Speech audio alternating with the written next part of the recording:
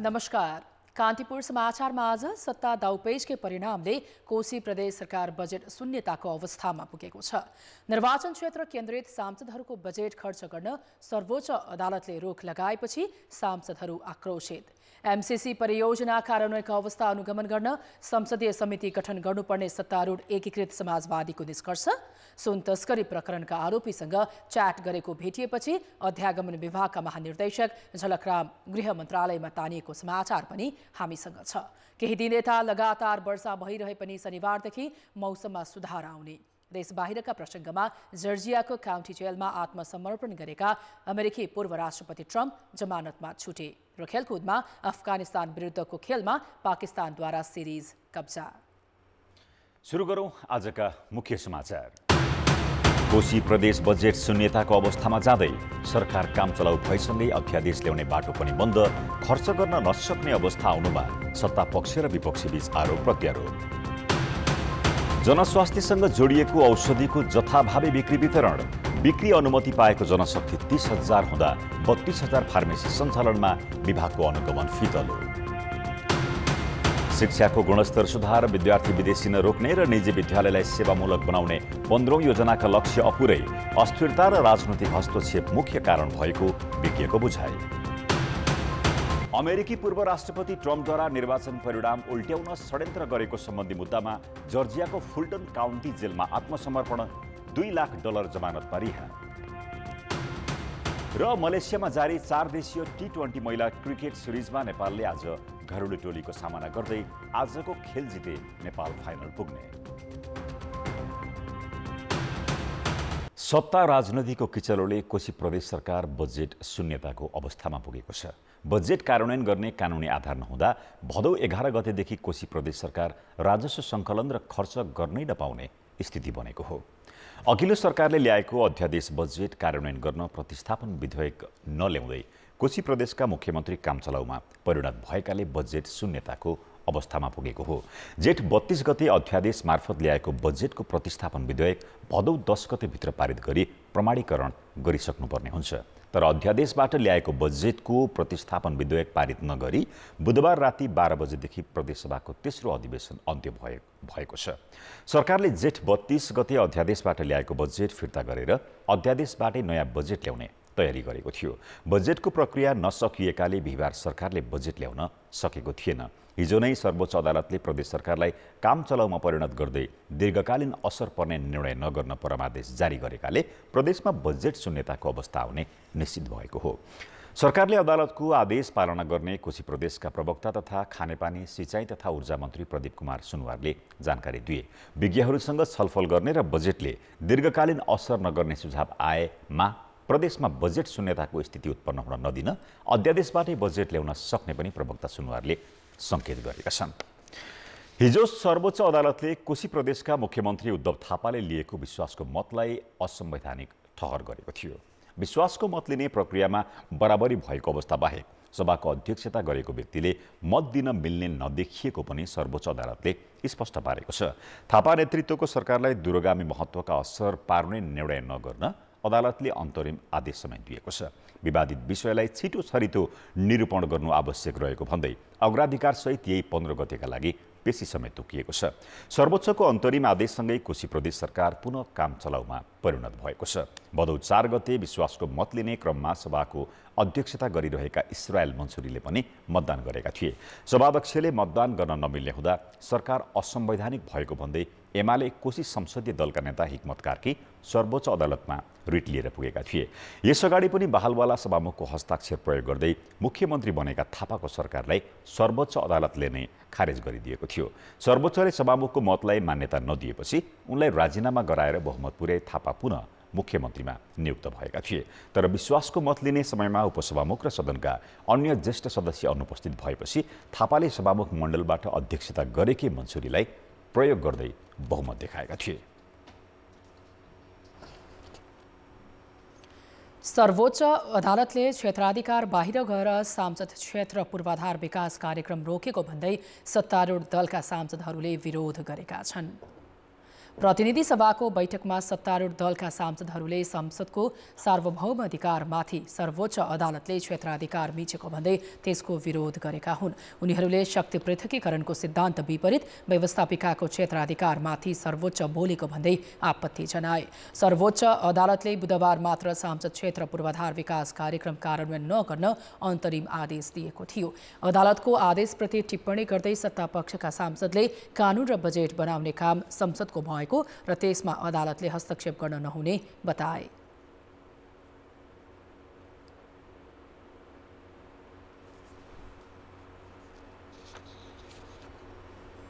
क्षेत्रभित्रको कुरा हो र यो अधिकार क्षेत्रलाई कसैले पनि हनन गर्न सक्दैन। संसद भनेको जनताद्वारा निर्वाचित भएर आएका प्रतिनिधिहरू हुन्। कानुन बनाउने सर्वाधिकार तिनीहरूमा अन्तर्निहित छ। यो बजेट पनि एउटा अर्थविधेयककै रूपमा आएको छ। बजेटको एउटा अंशलाई झिकेर कसैलाई पनि यो बजेटलाई खण्डित गर्ने अधिकार कुनै पनि न कार्यपालिकालाई छ न न्यायपालिकालाई छ भन्ने कुरा म यहाँ अवगत गराउन चाहन्छु। संघ प्रदेशका संसदीय क्षेत्रका पूर्वाधार विकास कार्यक्रम रोक्न भनेर जुन बजेट आएको थियो त्यो रोकिएको छ। त्यो रोक्ने जुन आदेश आएको छ म त्यसलाई पनि के यो लोकतन्त्रमाथि कहीँ प्रहार त गर्न खोजेको होइन। जनताले आफ्नो मत दिएर यहाँ प्रतिनिधि सभामा प्रतिनिधि बनाएर पठाइसकेपछि कसरी अविश्वास भयो। केही सांसदहरूले भने अदालतले गरेको निर्णयको बचाउ गर्दै कानून बनाउने सांसदलाई बजेट दिन आवश्यक नभएको बताए। एमाले, राष्ट्रिय स्वतन्त्र पार्टी र राप्रपाका केही सांसदले विकास क्षेत्र तोकेर रकम बाँडिनु गलत भएको बताए। हुन्न भन्ने पक्षमै थियौँ हामी त, तर अब सरकारले ल्यायो तर पनि अदालतले यसलाई चाहिँ यो जनभावना अनुसार नै यो अदालतले यो निर्णय गरे जस्तो मलाई लाग्छ। म चाहिँ खुसी नै छु। पहिला अब द्वन्द्वकालमा स्थानीय जनप्रतिनिधिहरूको चुनाव सुरु नहुँदाखेरि चाहिँ स्थानीय विकासमा यसले असर गरेकोले गर्दा यो सुरु भयो। तर अहिले त हामी दोस्रो स्थानीय चुनाव सम्पन्न गरिसकेपछि चाहिँ यसको औचित्य समाप्त भयो। मान्यको उसको 5 करोड रुपियाँ छ। त्यो त वास्तवमा भन्ने हो भनेदेखि अहिलेको अवस्थामा आर्थिक मन्दी, व्यापार घाटामा चाहिँ तस नस भएको बेलामा एउटा यस्तो यो 17-18 अरब रुपियाँ जुन छ त्यसले चाहिँ राम्रोसँग चाहिँ एउटा योजना गर्यो। सरकारले बजेटमा सांसद क्षेत्र पूर्वाधार विकास कार्यक्रमका नाममा प्रत्येक निर्वाचन क्षेत्रका लागि 5 करोड विनियोजन गरेको थियो। अर्थ मन्त्रालयले पूर्वाधार विकास कार्यक्रम कार्यान्वयनका लागि आवश्यक नियमावली तयार पारेर मन्त्री परिषदमा पठाउने तयारी गरेको थियो। त्यसको कार्यान्वयन गर्नलाई आवश्यक कार्यविधि एउटा नियमावली नै भनेको छौँ हामीले। नियमावली ड्राफ्ट गरेर हामीले अहिले कानुन मन्त्रालय लगायत अरू यो बढी पूर्वाधारसँग सम्बन्धित मन्त्रालयहरूको पनि राय मागेर हामी मन्त्री परिषदमा लाने तयारीमा थियौँ।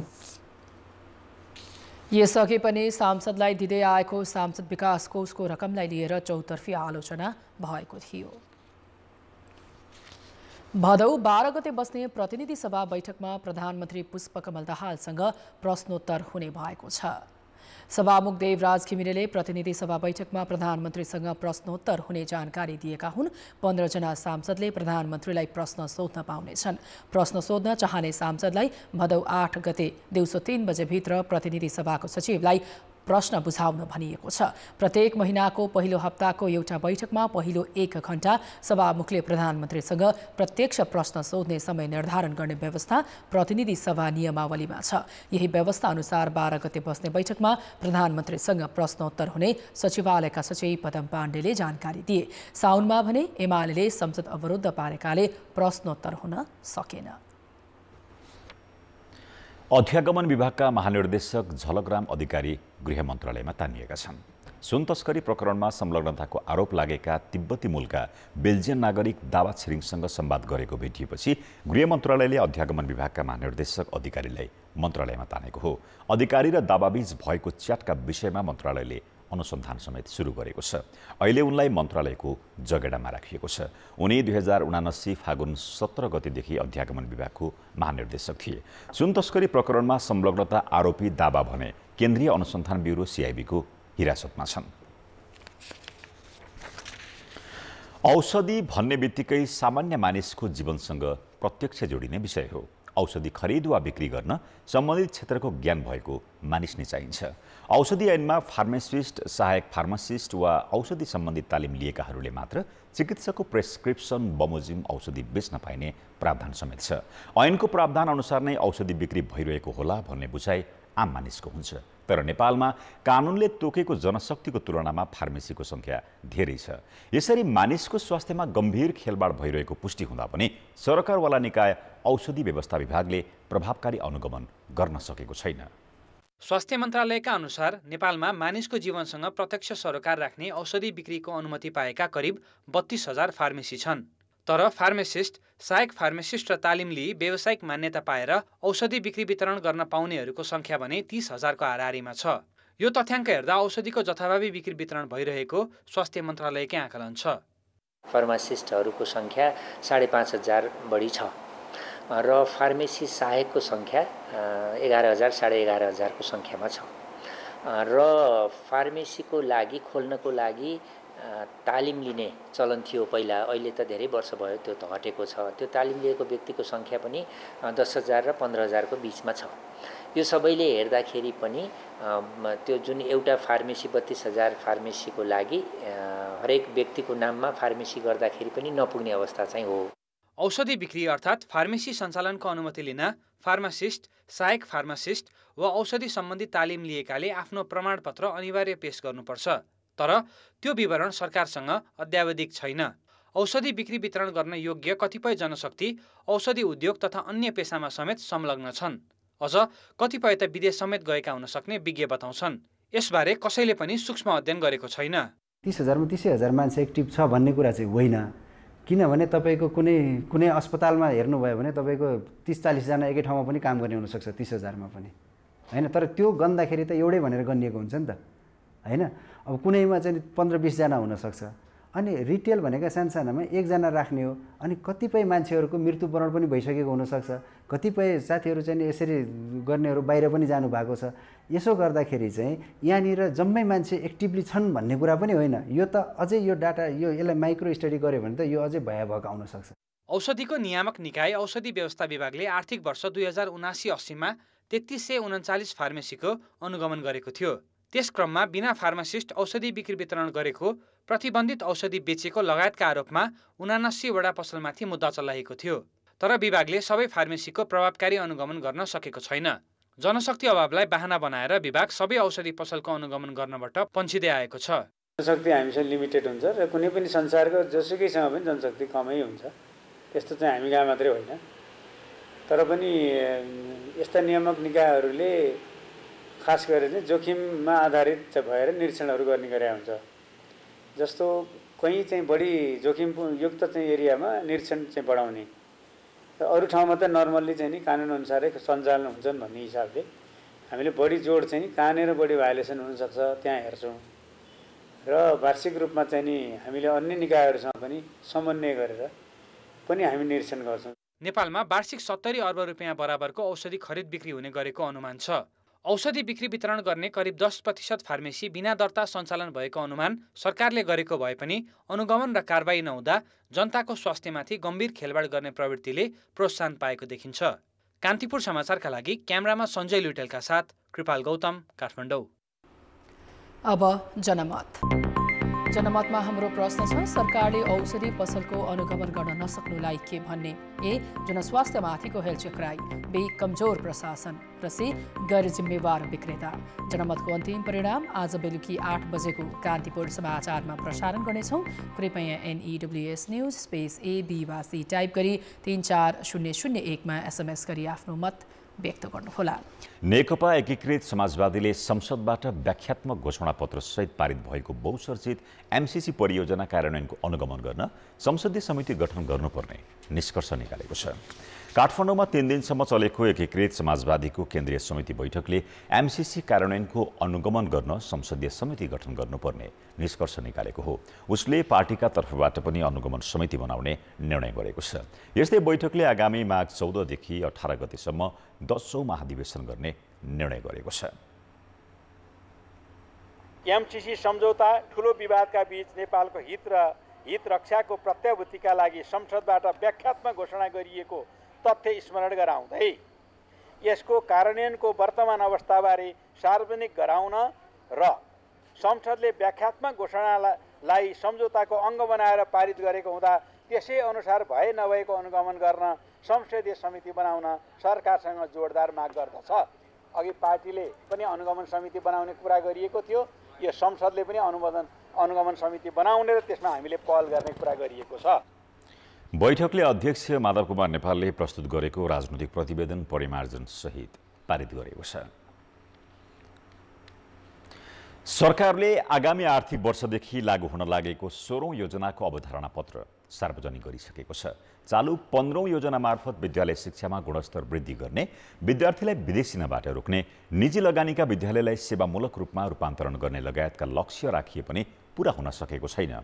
आर्थिक मन्दी, छिटो हुने सरकार परिवर्तन र शिक्षामा राजनैतिक हस्तक्षेपले लक्ष्य अनुसार प्रगति हासिल हुन नसकेको विज्ञको बुझाइ छ। 16औं योजनाले माध्यमिक शिक्षालाई वृत्ति विकास र उच्च शिक्षालाई उद्यम तथा रोजगार केन्द्रित गर्ने योजना अघि सारेको छ।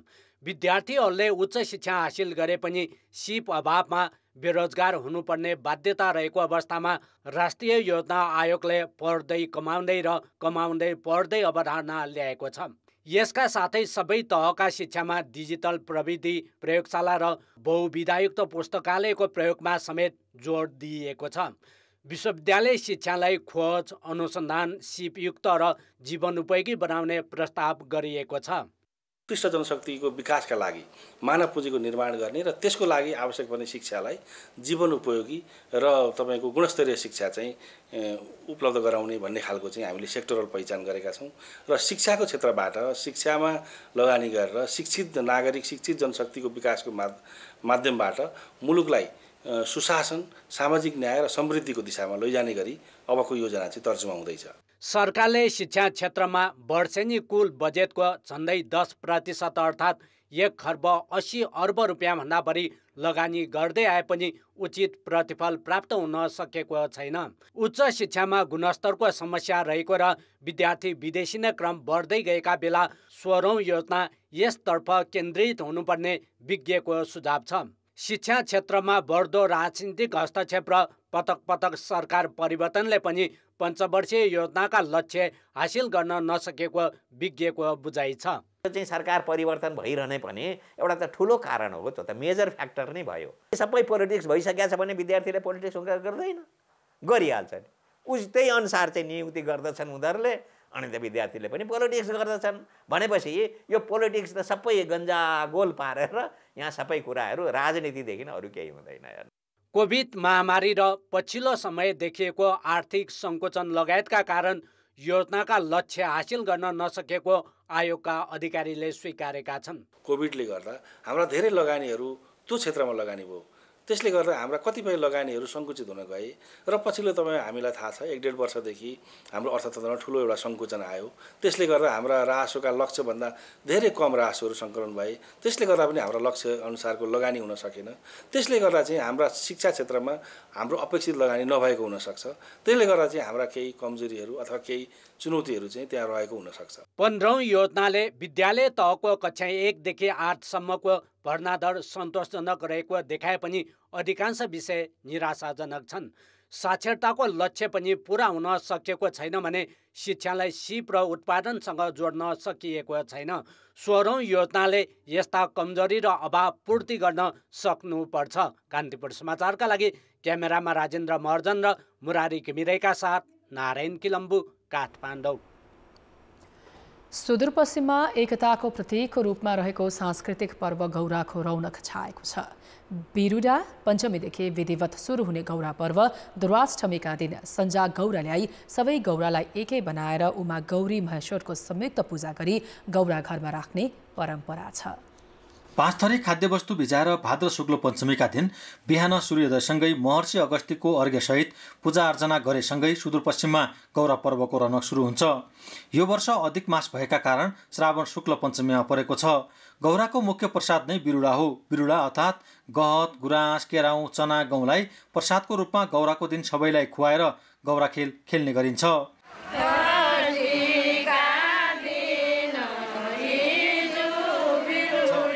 गौरा पर्वमा भगवान शिवलाई महेश्वर र शक्ति स्वरूपा माता पार्वतीलाई गौराको रूपमा पूजन गरी भाद्र शुक्ल पञ्चमीदेखि दुर्वाष्टी अर्थात् विसर्जन नहुँदासम्म एक हप्ता भव्य रूपले मनाइन्छ।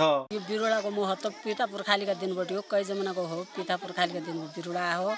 अहिलेसम्म जुठो छुयो पढेले हामी बिरुवा बनाउन आइन, शुद्धै भएका वर्ष हामी बिरुवा बनाउन नाइ धोइपर हाल्ला। यो गौराको ठुलो प्रसाद हो। जिउ बुजु बड्ड बुजु बनाए दिनबाट चलन छाडेन। दुधाको लाउन आज दिन 5 दिन पोरु नलाय गोरा भइन बेलिया गोरा नि बेली पुज्यो। आज दुधाको औषधा दुधाका गोरा प्रसाद दुधाको लाउन पिता पुर्खाले बनाए चलन छाडेका थिएन। हाल चाहिँ आज भोलि चाहिँ धेरै विवाहित महिलाहरूका लागि चाहिँ आफ्नो चाहिँ परिवार चाहिँ एकदम चाहिँ सुखमय होस् भन्ने कामना सहितको पनि यसै गौरा माताले चाहिँ रक्षा गरून् भनेर यसरी चाहिँ पूजा गर्ने चलन चल्तीमा आएको छ। वैदिक कालमा हिमालय पुत्री पार्वती अर्थात् गौरा माताले शिवलाई पति पाऊँ भनी गरेको तपस्या र आराधनाको प्रभावले शिवशंकर र पार्वतीको विवाह भएको भन्ने किंवदन्ती भएकोले सोही अनुसार यो पर्व महिलाहरूले शुद्ध खानपान, चोखो नयाँ लुगा लगाएर अत्यन्तै भक्ति भावले उपवासका साथ नियमित पूजा गरी धुमधामका साथ मनाउने गरिन्छ। हाम्रो धामी कमाएर उसले देवता पर्छेर फेरि त्यो गौराको प्रसाद सबैमा छर्केर धामीबाट फेरि हाम्रो भित्र गौरा पर्वले लामो समयदेखि बिछोड भएकाहरूका बीच मिलन गराउने, आपसी भाइचारा बढाउने, पति पत्नी बीचको सम्बन्ध प्रगाढ बनाउने जनविश्वास छ।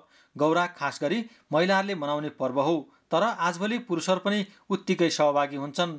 गौरामा फाग, अठवाली, पुरुषहरूको चय, धमारीका साथै देउडा खेलेर धुमधामका साथ मनाउने चलन छ। सबै नारीवर्गहरूले विशेष गरेर महादेवको पूजन र माता गौरीको पूजन गरेर आफ्नो मनोकांक्षा पूर्ण सफलताको प्राप्तिका लागि गर्ने गरेका छन्। महिलाहरूले उच्च सम्मानका साथ गौरा पर्व मनाउँदा यसमा देखिएको पुरुष सहभागिताले सुदूरपश्चिममा युगौँदेखि जगडिएको महिला र पुरुष बीचको विभेद अन्त्य हुने विश्वास छ। कान्तिपुर समाचारका लागि वरुण पनेरू, डडेलधुरा। उमेर छँदै आफ्नो स्वास्थ्यको ख्याल गर्ने मानिस सायद थोरै हुन्छन्। युवा उमेरदेखि नै साँझ सुत्ने र बिहान उठ्ने समय नियमित बनाउने, खानपानमा ध्यान दिने र नियमित शारीरिक व्यायाम गर्ने हो भने स्वस्थ र निरोगी जीवन बाँच्न सकिन्छ। यही कुरालाई आत्मसात गर्दै 5 थरका युवामा योगप्रतिको आकर्षण बढ्दै गएको छ। 16 वर्षको उमेरदेखि नै योग साधनामा लागेका फिदिम 5 थरका शङ्कर आङदेम्बे योग प्रशिक्षक हुन्। प्राणायाम, ध्यान र योगको सन्तुलन मिलाउन सके मानिस शारीरिक, मानसिक र बौद्धिक रूपमा स्फूर्त रहन सकिने उनको अनुभव छ। बाल्यकालबाटै योग साधनामा समर्पित फिदिमकै ओम प्रकाश पोखरेल पनि नियमित साधना गर्दा शरीर स्वस्थ रहनुका साथै नैतिकवान र इमान्दार हुन्छ भन्ने दाबी गर्छन्। यसले हामीलाई नैतिकवान बनाउन, इमान्दार बनाउन, आफ्नो सेल्फ कन्ट्रोल गर्न, आत्मअनुशासन कायम गर्नको लागि योग चाहिँ विशेष गरिन्छ। मैले योग गरेको लगभग 56 सालदेखि हो। त्यहाँदेखि म कन्टिन्यू गरिरहेको छु। त्यसले गर्दाखेरि मेरो कस्तो यो ओजनलाई सन्तुलन राखेको छ, मेरो शरीरलाई लचकता ल्याएको छ। 5 थरमा पछिल्लो समय योग साधना प्रतिको विश्वास बढ्दै गएको छ। यहाँका योग साधना केन्द्रमा युवाहरू एका बिहानै पुग्छन् अनि 2 घण्टा सामूहिक अभ्यास गरेर मात्रै दैनिकी सुरु गर्छन्। रोग लागेपछि अस्पताल चहार्नुभन्दा रोग लाग्नै नदिनु जाति हो भनेर योग साधना गर्नेहरू बढ्दै गएका छन्। मलाई चाहिँ मेरोमा उसमा चाहिँ धेरै चेन्जेसहरू आएको छ, परिवर्तनहरू।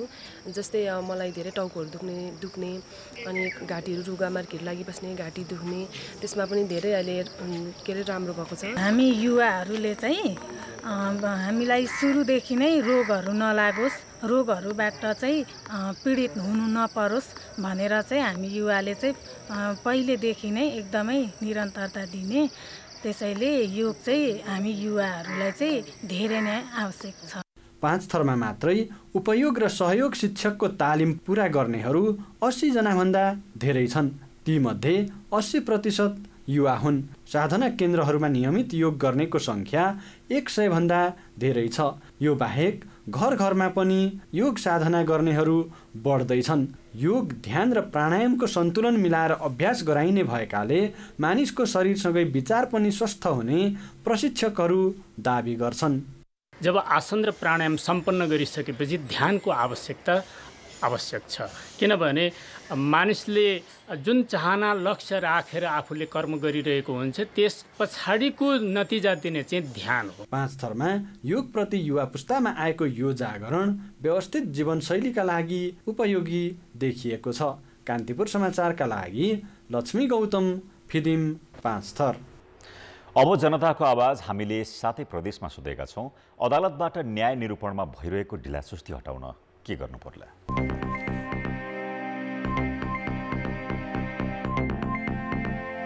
सम्बन्धित निकायका सम्बन्धित व्यक्तित्वहरू अलिकति क्रियाशील हुने र आफ्नो कार्यप्रतिको जिम्मेवारी बोध भयो भने पेशीहरू चाँडो चाँडो तोकिएको पेशी जति पनि तोकिन्छ सम्पूर्ण पेशीमा चाहिँ पैरवी गराएर मुद्दाको फर्चौट गराउनुपर्छ। सामान्य खालको मुद्दालाई पनि 1 वर्षसम्मै लगभग चाहिँ तारिख दिएर पेशीमा चाहिँ नराखिदिने प्रवृत्तिको अन्त्य गर्नुपर्छ। फाँटवालाहरूले चाहिँ अब त्यहाँ मुद्दाहरू के भइरहेछ भनेर अलिकति ध्यानपूर्वक हेर्ने। सबै सरकारी निकायहरूले न्याय दिलायो भने, सबै सचेत भयो भने हामीहरूले न्याय पाउने हो, नत्र न्याय चाहिँ अब त्यस्तै हो। एउटै कर्मचारीले बकपत्र गराउनु पर्ने अनि बेन्चमा बस्नु पर्ने, त्यो कारणले गर्दा पनि अलिकति समस्या चाहिँ छ। छिटो चाहिँ पेशीमा चाहिँ चढाउनु पर्यो। यसलाई सहज गर्नको लागि चाहिँ हाम्रो पद्धतिहरू नै चेन्ज गर्नुपर्ने देख्छु। तामिलदारलाई कडाइ गर्ने साथै अब अहिले हाम्रो इन्टरनेटको जमाना भएको कारणले गर्दा मेल मार्फत चाहिँ म्याथ तामिल गर्ने कार्यक्रम पनि गर्नु पर्यो। छिटो चाहिँ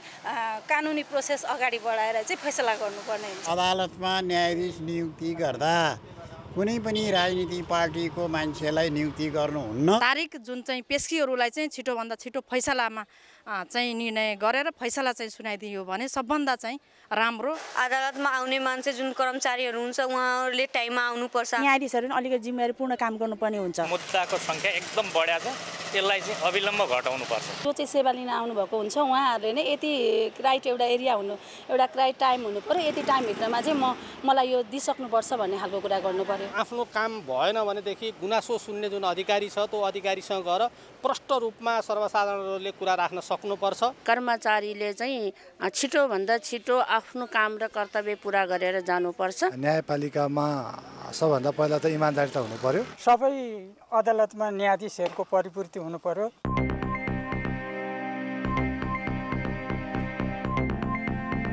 नेपालबाट अन्तर्राष्ट्रिय वायु सेवा प्रदायकले दिने हवाई सेवा कोरोना महामारी अघिकै अवस्थामा पुगेको छ।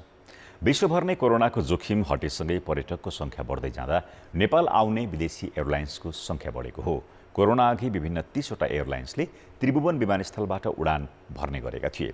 13 अगस्तदेखि चाइना इस्टर्न एयरलाइन्स र जुलाईबाट तिब्बत एयरलाइन्सले उडान सुरु गरेपछि नेपाल उडान गर्ने अन्तर्राष्ट्रिय एयरलाइन्सको सङ्ख्या 30 पुगेको छ। नोभेम्बरदेखि थाई एयरवेजले पनि उडान गर्ने तयारी गरेको छ।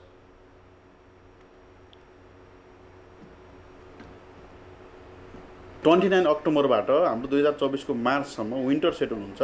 त्यो विन्टर सेड्युलमा अझै हाम्रो 1 नोभेम्बरबाट थाई एयरवेजले आउने भनेर चाहिँ हामीलाई चाहिँ अप्लाई गरेको छ र अन्य हाम्रो चाहिँ हङ्गेरीको विज एयर र इन्डियाको हाम्रो स्पाइस जेट र गो एयर पनि उनीहरू अफिसियल्ली हाम्रो प्रक्रियामा आइसकेका छैन, तर चाहिँ उहाँहरू पनि तपाईँको चाहिँ नेपालबाट अथवा काठमाडौँबाट फ्लाइट गर्ने तयारीमा हुनुहुन्छ। कोरोना अघि 24 घण्टा चल्ने गरेको त्रिभुवन अन्तर्राष्ट्रिय विमानस्थल अहिले 21 घण्टामा सञ्चालनमा छ। हेलिकप्टर र आन्तरिक उडानका कारण दिउँसोको समय थप अन्तर्राष्ट्रिय उडान गर्न नसकिने भए पनि रातिको समयमा अझै जहाज थप्न सकिने प्राधिकरणले जनाएको छ। त्यस्तै आगामी हिउँददेखि भैरहवाबाट जजिरा एयरवेज र पोखरामा भुटान एयरले उडान गर्ने तयारी गरेको पनि जानकारी मिलेको छ। बागमती प्रदेश सरकारले काठमाडौँ उपत्यकामा सञ्चालन हुने यात्रुवाहक सार्वजनिक सवारीको भाडा बढाएको छ। 5 किलोमिटरसम्मको भाडा 18 रुपैयाँबाट बढाएर 19 रुपैयाँ पुर्याइएको छ। त्यस्तै 10 किलोमिटरसम्मको भाडा 24 रुपैयाँबाट 26 रुपैयाँ पुर्याइएको छ। 15 किलोमिटरसम्म 31 रुपैयाँ र 20 किलोमिटरभन्दा माथि 40 रुपैयाँ भाडा तोकिएको छ। बागमती प्रदेशमा पेट्रोलियम पदार्थबाट सञ्चालन हुने ट्याक्सीमा चढ्ने बित्तिकै 52 रुपैयाँ लाग्नेछ। यसअघि 50 रुपैयाँ थियो।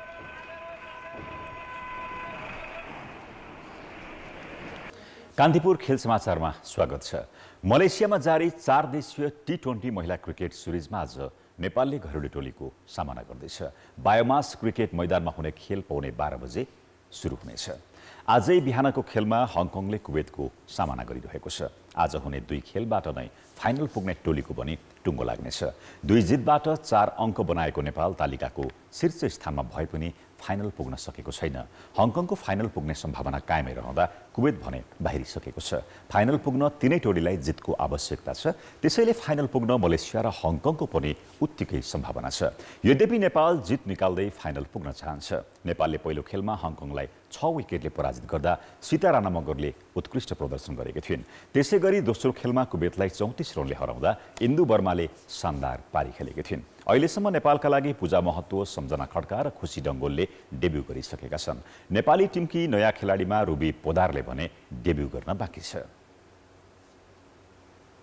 खेल समाचार यति नै। अन्त्यमा मुख्य समाचार फेरि एकपटक। कोशी प्रदेश बजेट शून्यताको अवस्थामा जाँदै सरकार काम चलाउ भएसँगै अध्यादेश ल्याउने बाटो पनि बन्द। खर्च गर्न नसक्ने अवस्था आउनुमा सत्ता पक्ष र विपक्ष बीच आरोप प्रत्यारोप। जनस्वास्थ्यसँग जोडिएको औषधिको जथाभावी बिक्री वितरण। बिक्री अनुमति पाएको जनशक्ति 30,000 हुँदा 32,000 फार्मेसी सञ्चालनमा। विभागको अनुगमन फितलो। शिक्षाको गुणस्तर सुधार, विद्यार्थी विदेशी नरोक्ने र निजी विद्यालयलाई सेवामूलक बनाउने 15औं योजनाका लक्ष्य अपुरै। अस्थिरता र राजनीतिक हस्तक्षेप मुख्य कारण भएको विज्ञको विचार। अमेरिकी पूर्व राष्ट्रपति ट्रम्पद्वारा निर्वाचन परिणाम उल्ट्याउन षड्यन्त्र गरेको सम्बन्धी मुद्दामा जर्जियाको फुल्टन काउन्टी जेलमा आत्मसमर्पण। $2 लाख जमानतमा रिहा।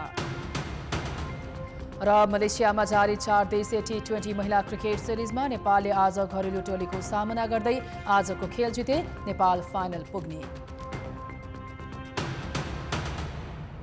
कान्तिपुर समाचार अहिलेलाई सकियो। कान्तिपुर टेलिभिजन हेर्दै गर्नुहोला। नमस्कार।